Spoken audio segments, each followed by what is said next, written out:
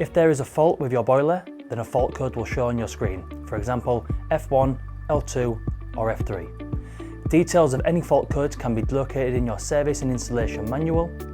There are certain faults that may not require a service engineer call out. On this particular video we will be covering L2. When L2 is displayed, you will experience no heating and hot water. There are a few things that you could try at home to clear the fault to resume your heating and hot water. Number 1. Restart the boiler.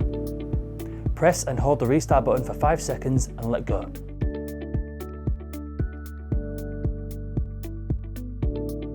If the fault code has cleared, your boiler should now be in full operation. Number 2. Check the gas supply.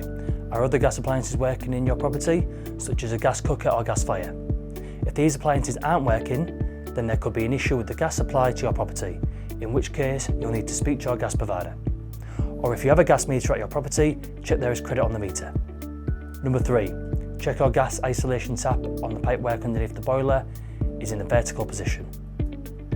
If the tap is in the horizontal position, all you need to do is a quarter turn to move it into the correct position.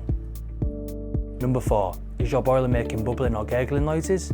This could mean that your condensate pipe that runs underneath your boiler and outside of your property into a main drain or soakaway could be blocked or frozen. If the temperature outside is freezing, then you can run warm water over the condensate pipe to defrost the water, allowing your boiler to fully operate again. Please note, you may need to restart your boiler again for this to occur.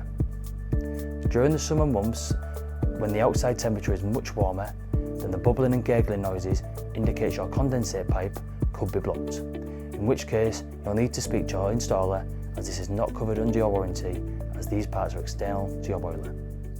If the fault code has not cleared after trying all these options, then please contact our customer service team for further assistance 7 days a week.